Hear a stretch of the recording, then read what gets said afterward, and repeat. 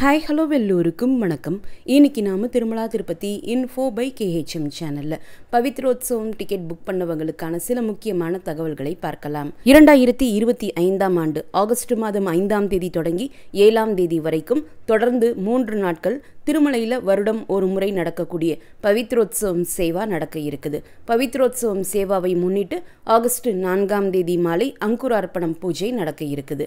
இதற்குரிய தரிசன ticket already ஆன்லைனில் இஷ்யூ பண்ணி முடிச்சிட்டாங்க. இந்த டிக்கெட்ஸ் நமக்கு ஆஃப்லைனில் திருமலை அல்லது திருப்பதியில் எங்கேயுமே கிடைக்காது. பவித்ரோத்சவத்தை முன்னிட்டு ஆகஸ்ட் 4ஆம் தேதி மாலை சஷ்ரதீப அலங்காரா சேவா கேன்சல் பண்ணியிருக்காங்க. ஆகஸ்ட் 5ஆம் தேதி தொடங்கி ஆகஸ்ட் 7ஆம் தேதி வரைக்கும் கல்யாண உற்சவம், ஊஞ்சல் சேவா, ஆர்ஜித பிரம்மோத்சவம் மற்றும் சஷ்ரதீப அலங்காரா சேவாவும் கேன்சல் பண்ணியிருக்காங்க. இந்த டிக்கெட் நீங்கள் ஆல்ரெடி புக் பண்ணியிருக்கீங்கன்னா 12 வயதிற்கு குறைவான குழந்தைகளை உங்களோட தரிசனத்திற்கு அழைச்சிட்டு போகலாம். அவங்களுடைய ஏஜ் ப்ரூஃபுக்காக ஆதார் கார்டு இல்லாத பட்சத்தில் ஸ்கூல் ஐடி ப்ரூஃப் அவசியமாக எடுத்துகிட்டு போகணும். இந்த டிக்கெட் புக் பண்ணவங்க திருமலைக்கு போகக்கூடிய சமயத்தில் அவசியமாக உங்களுடைய டிக்கெட்டினுடைய காப்பீஸ் 4 காப்பீஸ் எடுத்துகிட்டு போங்க. இந்த தரிசன டிக்கெட் புக் பண்ணவங்க ரூமுக்காக ஆகஸ்ட் 4ஆம் தேதி சிஆர்ஓ ஆஃபீஸினுடைய ஏஆர்பி கவுண்டரில் டோனார் கவுண்டர் என்று ஒரு தனி கவுண்டர் இருக்கும். ஏஆர்பி கவுண்டருக்கு உள்ளேயே இந்த டோனார் கவுண்டர் இருக்கும். அங்கே நம்முடைய பவித்ரோத்சவம் டிக்கெட்டினுடைய ஒரு காப்பி கொடுத்துடணும். அது அவங்களுடைய ரெஃபரன்ஸுக்காக அவங்களே வச்சுப்பாங்க, நம்மக்கிட்ட திருப்பி கொடுக்க மாட்டாங்க. அந்த டிக்கெட்டை ஸ்கேன் பண்ணிவிட்டு இந்த டிக்கெட் புக் பண்ணவங்களுக்கு மோஸ்ட்லி ராம்பகிஷா கெஸ்ட் ஹவுஸில் ரூம் கொடுப்பாங்க. உங்களுடைய சேவாவினுடைய 3 நாட்களுக்கும் அவங்க ரூம் கொடுத்துருவாங்க. அதற்கு ஒரு ஸ்லிப் ஜென்ரேட் பண்ணி உங்கள் கையில் கொடுப்பாங்க. அந்த ஸ்லிப்பை எடுத்துகிட்டு போய் ராம்பகிஷா கெஸ்ட் ஹவுஸில் நம்ம கொடுக்கணும். ராம்பகிஷா கெஸ்ட் ஹவுஸில் 24 மணி நேரம் ஸ்டே பண்ணுறதுக்கு ரூம் ரெண்ட் 100 ரூபாய், 3 நாட்கள் தங்குவதற்கு 300 ரூபாயும், காஷன் டெபாசிட் 500 ரூபாயும் மொத்தமாக சேர்த்து நம்ம 800 ரூபாய் பே பண்ண வேண்டியிருக்கும். இந்த பேமெண்ட்டை சில நேரத்தில் கேஷாக அக்செப்ட் பண்ணிப்பாங்க, சில நேரத்தில் யூபிஐ அல்லது கிரெடிட் கார்டு மற்றும் டெபிட் கார்டு மூலமாக பே பண்ண சொல்லுவாங்க. ஸோ எல்லா ஆப்ஷனுக்கும் நீங்கள் ரெடியாக இருந்துக்கோங்க. அங்கே நம்முடைய தரிசன டிக்கெட்டும் ஆதார் கார்டு காப்பீஸும் சரி பார்த்துட்டு எந்த பிளாக்ல எந்த ரூம் நம்பர் நமக்கு அலாட் ஆகியிருக்குன்னு சொல்லுவாங்க. அங்கே போய் நம்முடைய ரூம் கீ வாங்கிக்கணும். இந்த சேவா டிக்கெட் நீங்கள் 2 பேருக்கு புக் பண்ணியிருக்கீங்கன்னா ரூம் எடுப்பதில் எந்தவித இஷ்யூவும் இருக்காது. தனி ஒரு நபருக்கு மட்டும் இந்த டிக்கெட் புக் பண்ணியிருக்கீங்கன்னா தனி ஒரு நபருக்கு டிடிடி திருமலை மற்றும் திருப்பதியில் அவங்களுடைய ரூல்ஸ் படி ரூம் கொடுப்பது கிடையாது. ஆனால் போன வருடம் ரொம்ப நேரம் ரெக்வஸ்ட் பண்ண பிறகு தனி நபருக்கும் ரூம் கொடுத்ததா சொன்னாங்க. சப்போஸ் நீங்கள் ஒருத்தருக்கு தான் இந்த டிக்கெட் புக் பண்ணியிருக்கீங்கன்னா ஏஆர்பி கவுண்டரில் இருக்கக்கூடிய டோனார் கவுண்டரில் போய் உங்களுடைய டிக்கெட் காப்பி காட்டி நீங்கள் ரூமுக்காக ரெக்வஸ்ட் பண்ணி பாருங்கள். உங்களுடைய ரெக்வஸ்ட் அக்செப்ட் செய்யப்பட்டால் ரூம் கொடுக்கறதுக்கான வாய்ப்புகள் இருக்குது.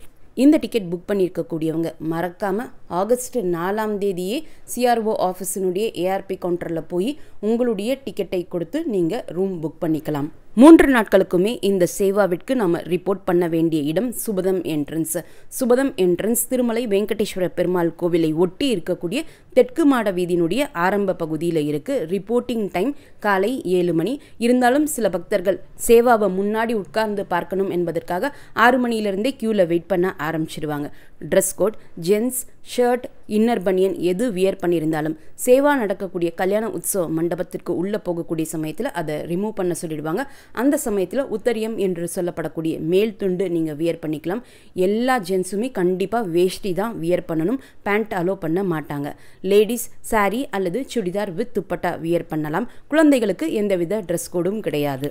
மொபைல், ஸ்மார்ட் வாட்சஸ் எல்லாமே க்யூவில் அலோவ் பண்ண மாட்டாங்க. சுபதம் என்ட்ரன்ஸ்க்கு முன்னாடியே ஒரு மொபைல் மற்றும் லக்கேஜ் டெபாசிட் கவுண்டர் இருக்கும்.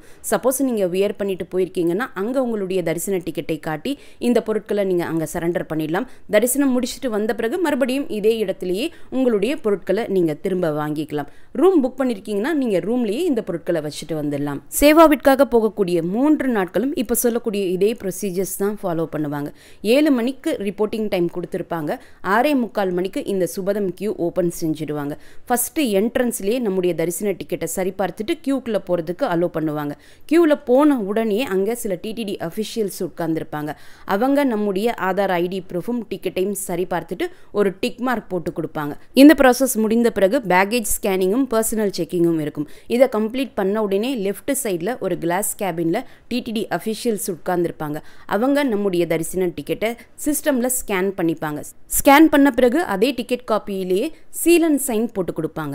இந்த சீல் அண்ட் சைன் செய்து கொடுத்த டிக்கெட் காப்பி தான் வெரிஃபைடு டிக்கெட் காப்பி. இந்த டிக்கெட் காப்பியை மட்டும்தான் அடுத்த மீதம் இருக்கக்கூடிய நாட்களுக்கு நம்ம சேவாவிற்காக வரக்கூடிய சமயத்தில் சுபதம்ல காட்டி நம்ம தரிசனத்திற்காக வர முடியும். இந்த டிக்கெட் காப்பியை நம்ம மிஸ் பண்ணிட்டு நம்முடைய பவித்ரோத்சவம் சேவா டிக்கெட்டினுடைய வேற ஜெராக்ஸ் காப்பி கொடுத்தோம் அப்படின்னா அதை அடுத்த நாட்களுக்கான தரிசனத்திற்காக அக்செப்ட் பண்ணிக்க மாட்டாங்க. ஸோ அந்த வெரிஃபைடு டிக்கெட் காப்பியை நீங்கள் பத்திரமா ஒரு ஜிப்லாக் கவரில் வச்சுக்கோங்க. அதை மிஸ் பண்ணாமல் அடுத்தடுத்த நாட்களுக்கான சேவாவிற்காக எடுத்துகிட்டு வரணும். அதற்கடுத்து கம்பார்ட்மெண்ட்டுக்கு முன்னாடியும் 2 டிடிடி அஃபிஷியல்ஸ் இருப்பாங்க. அவங்களும் நம்முடைய டிக்கெட்டை சரி பார்த்துட்டு கம்பார்ட்மெண்ட்டுக்கு உள்ளே உட்கார்றதுக்கு அலோவ் பண்ணுவாங்க. 7:45 மணி வரைக்கும் நம்ம கம்பார்ட்மெண்ட்டில் வெயிட் பண்ணணும். 7:45 மணிக்கு கம்பார்ட்மெண்ட் ஓப்பன் செய்வாங்க. மறுபடியும் ஒரு பேக்கேஜ் ஸ்கேனிங்கும் பர்சனல் செக்கிங்கும் இருக்கும்.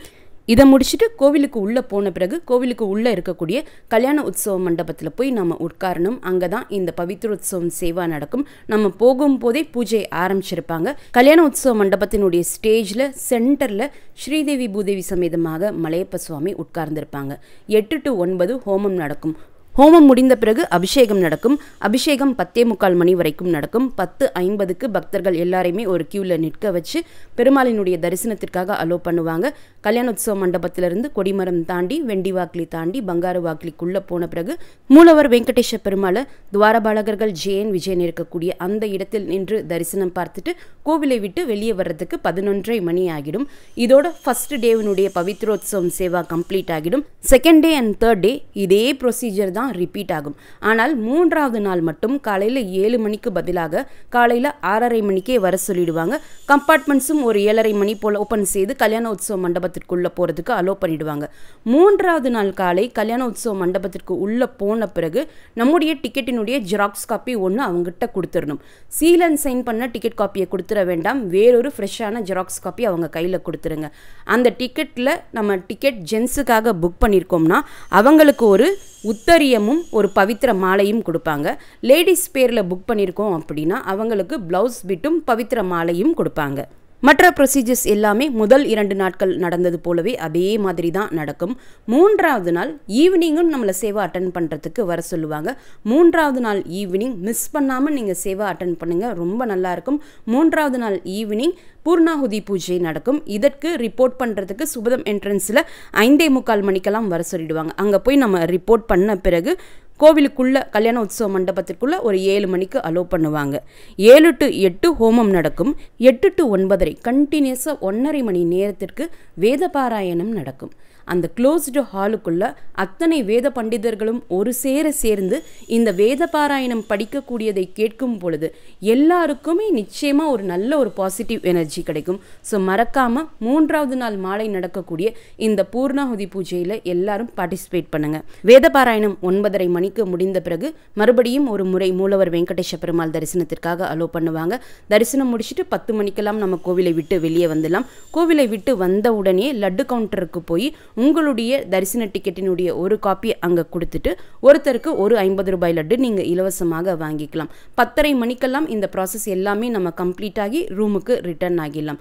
ஸோ இந்த ஒரு பவித்ரோத்சவம் சேவா டிக்கெட்டில் 3 நாட்கள் சேவாவும் அட்டன் பண்ணிட்டு 4 முறை மூலவர் வெங்கடேஷ பெருமாள் தரிசனமும் பார்த்துட்டு வரலாம். பவித்ரோத்சவம் சேவா டிக்கெட் புக் பண்ணவங்க நல்லபடியாக தரிசனம் பார்த்துட்டு வந்துட்டு உங்களுடைய தரிசன எக்ஸ்பீரியன்ஸும் கமெண்ட் செக்ஷனில் போஸ்ட் பண்ணுங்கள். மற்ற பக்தர்களுக்குமே அது ரொம்ப உதவியாக இருக்கும். இந்த வீடியோவை மறக்காமல் உடனடியாக உங்களுடைய ஃப்ரெண்ட்ஸ், ஃபேமிலி மெம்பர்ஸ், நெய்பர்ஸ் மற்றும் கொலீக்ஸ் கூடயும் ஷேர் பண்ணுங்கள். நிறைய நண்பர்களோடு இந்த வீடியோவை ஷேர் பண்ணும்போது அவங்களுக்குமே இந்த தகவல்கள் பயனுள்ளதாக இருக்கும். திருமலை மற்றும் திருப்பதி பற்றிய மேலும் பல தகவல்களுக்கு எங்களுடைய சேனலை இப்போவே சப்ஸ்கிரைப் பண்ணிக்கோங்க. மீண்டும் ஒரு நல்ல தகவலுடன் உங்களை சந்திக்கும் வரை நன்றி, வணக்கம்.